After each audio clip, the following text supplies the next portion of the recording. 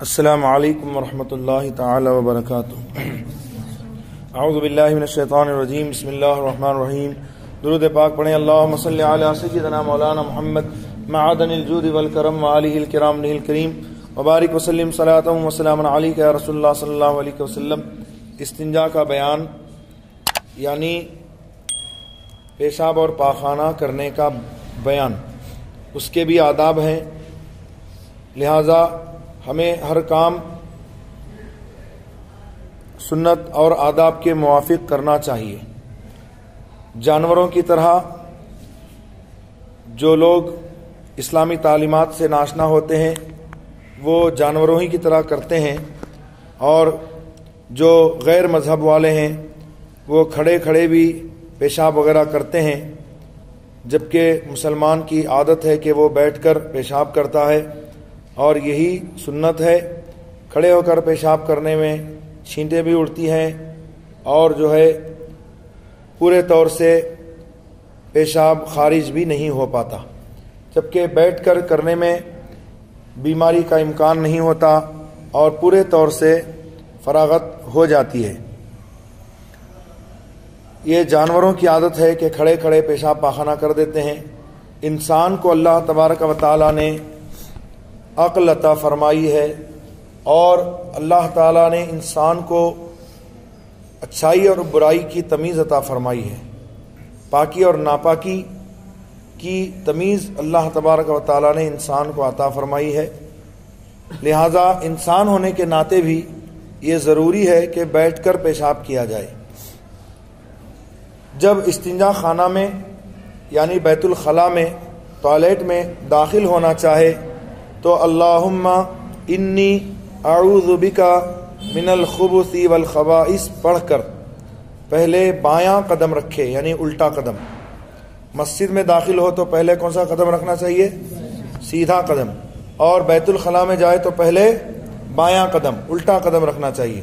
کیا دعا پڑھنا چاہیے؟ اللہم، پڑھیے بلند آواز سے، اللہم انی اعوذ بکا من الخبث والخبائث، اللہم انی اعوذ بکا من الخبث والخبائث۔ اے اللہ، بے شک میں تیری پناہ چاہتا ہوں خبیث جنوں اور جنیوں سے۔ چونکہ بیت الخلاء عموماً شریر شیاطین وغیرہ کے رہنے سہنے کی جگہ ہوتی ہے، مبادا ایسا نہ ہو کہ ان سے کوئی تکلیف پہنچے، اس لیے حدیث شریف میں سرکار دو عالم صلی اللہ تعالی علیہ وسلم نے ہمیں یہ دعا تعلیم فرمائی۔ انشاءاللہ عز و جل اس دعا کی برکت یہ ہے کہ جو اس دعا کو پڑھ کر بیت الخلاء میں داخل ہوگا اسے کسی طرح کا نقصان نہیں ہوگا۔ خاص کر جب ہم سفر پہ ہوتے ہیں تو کبھی اتفاق ایسا ہوتا ہے کہ دوسرے بیت الخلاء کو یوز کرنا پڑتا ہے، کبھی کبھی ایسا ہوتا ہے کہ ویرانوں میں جانا پڑتا ہے، تو یہ دعا ضرور پڑھ لیں، کیونکہ ایسے ویران جگہوں پر، ایسی نامانوس جگہوں پر عموماً شیاطین و جنات کا قبضہ ہوتا ہے، بسیرا ہوتا ہے، لہٰذا ایسی جگہوں پر تو پڑھنا ہی چاہیے۔ خاص کر جب کپڑا اتارنا چاہے استنجا کے لیے تو بسم اللہ الذی لا الہ الا ہو پڑھنا چاہیے۔ کیا پڑھنا چاہیے؟ بسم اللہ الذی لا الہ الا ہو، بسم اللہ الذی، بسم اللہ الذی لا الہ الا ہو، بسم اللہ الذی لا الہ الا ہو۔ اس کی برکت سے شیطان، جنات اور ہمارے درمیان، ہمارے سطر کے درمیان آڑ بن جاتی ہے، یعنی ان کی نظر ہمارے سطر پر نہیں پڑتی، ہماری شرمگاہ پر ان کی نظر نہیں پڑتی۔ اور جب بیت الخلاء سے باہر نکلے تو سیدھا پاؤں باہر نکالنا چاہیے۔ جاتے وقت میں پہلے بایاں قدم اور نکلتے وقت میں پہلے سیدھا قدم نکال کر پڑھنا چاہیے غفرانک۔ کیا پڑھنا چاہیے؟ اس کے بعد یہ دعا ہے الحمدللہ الذی اذھب عنی الاذی وعافانی. سب خوبیاں، تمام تعریفیں اللہ تعالیٰ کو جس نے مجھ سے تکلیف کو دور فرمائی اور مجھے عافیت بخشی. اس دعا کا ترجمہ یہ ہے. تو یقیناً پیشاب اور پاخانہ جب انسان کے پیٹ میں ہو اور جب اس کے خروج کا وقت آئے تو اسے ایک بے قراری ہوتی ہے. جب تک وہ چیز باہر نکل نہیں جاتی تو اسے تکلیف ہوتی ہے. جب وہ چیز خارج ہو جاتی ہے تو اس کو عافیت ملتی ہے. تو اس پر اللہ کی حمد کرنا چاہیے کہ اللہ تبارک و تعالیٰ نے مجھ سے تکلیف دینے والی چیز کو دور فرمایا اور مجھے عافیت بخشی. پیشاب کے بعد استنجا کا یہ طریقہ ہے، یعنی پیشاب کو سے پاکی حاصل کرنے کا طریقہ یہ ہے کہ پہلے پاک مٹی یا پتھر یا پھٹے پرانے کپڑے لے کر پیشاب کی جگہ کو سکھا لے.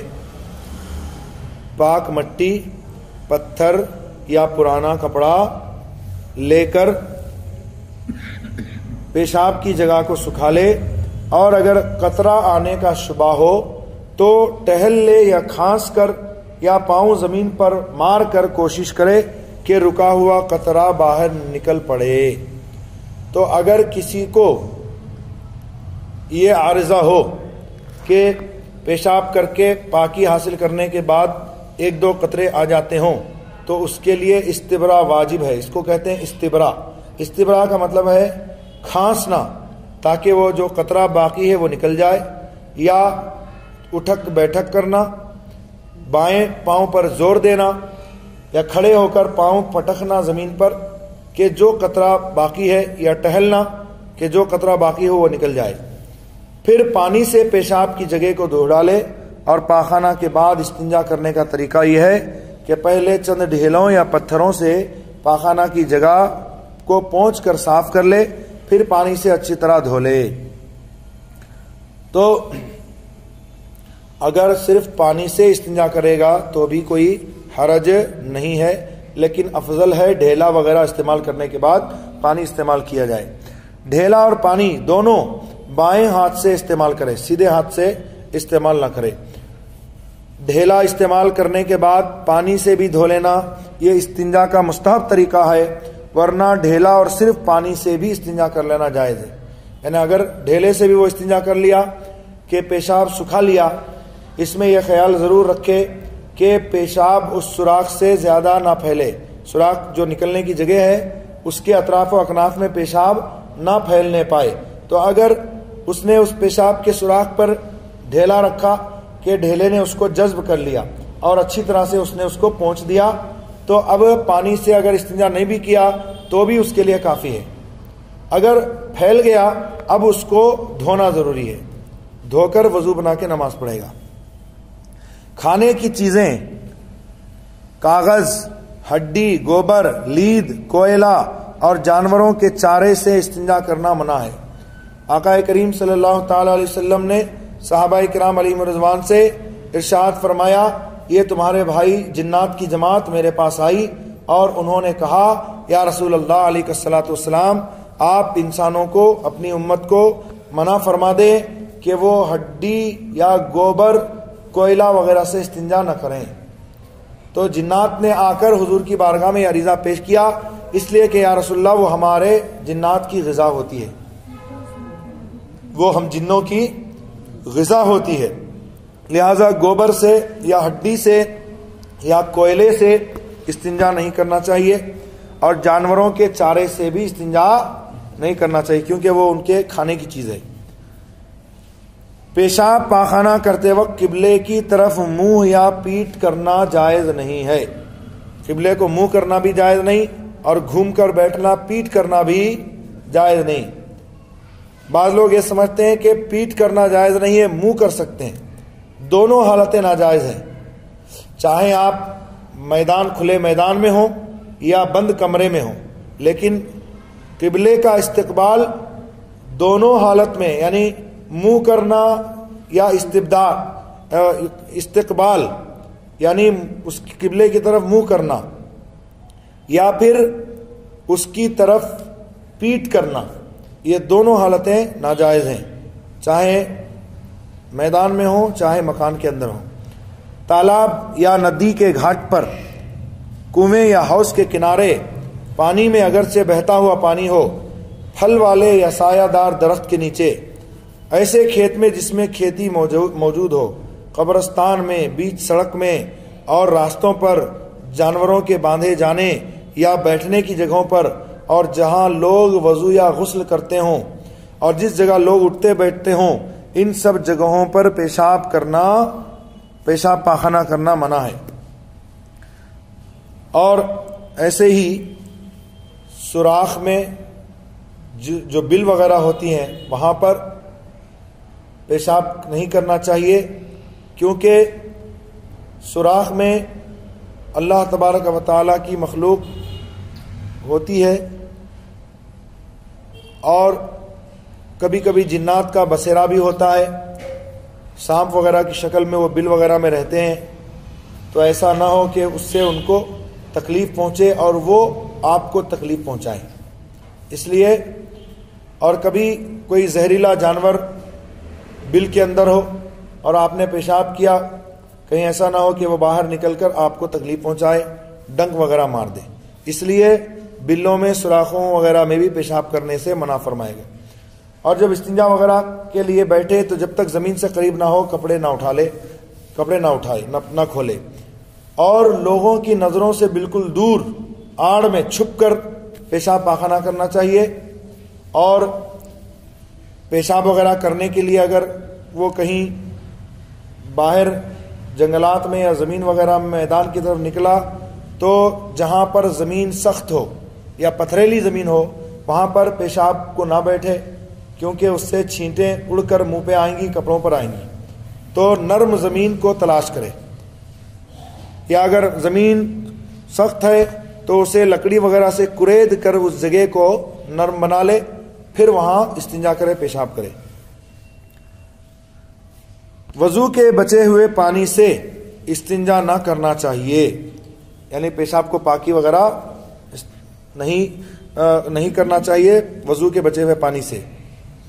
بچے کو پاخانہ پیشاب پھرانے والے کو، یعنی اس کو دھلانے والے کو، صاف کرانے والے کو مکروہ ہے کہ اس بچے کا منہ یا پیٹھ قبلے کی طرف کرے، کہ بولیں کہ بھائی بچہ ہی ہے، وہ تو بچہ ہے لیکن آپ تو بڑے ہو، وہ تو بچہ ہے لیکن آپ تو بڑے ہو، آپ مکلف ہو اور آپ کو یہ پتا ہے کہ قبلے کی طرف منہ اور پیٹھ نہیں کرنا چاہیے، لہذا بچے کو جس نے کروایا وہ گنہگار ہوگا۔ عورتیں اس طرف توجہ نہیں کیا کرتی، انہیں لازم ہے کہ اس کا خیال رکھیں۔ کھڑے ہو کر یا لیٹ کر یا ننگے ہو کر پیشاب کرنا مکروہ ہے۔ یوں ہی ننگے سر پیشاب پاخانے کو جانا، بہت لوگوں کی عادت ہے ننگے سر ہی پیشاب پاخانے کو چلے جاتے ہیں، یا اپنے ہمراہ ایسی چیز لے جانا جس پر کوئی دعا یا اللہ و رسول یا کسی بزرگ کا نام لکھا ہو منع ہے۔ کوئی پرچہ ہے یا کوئی تعویذ ہے کہ اوپر بالکل نام اللہ اور اس کے رسول کا یا کسی بزرگ کا نام بالکل نظر آ رہا ہے، اس کو لے جانا منع ہے۔ اسی طرح پیشاب پاخانہ کرتے وقت بات چیت کرنا بھی مکروہ ہے۔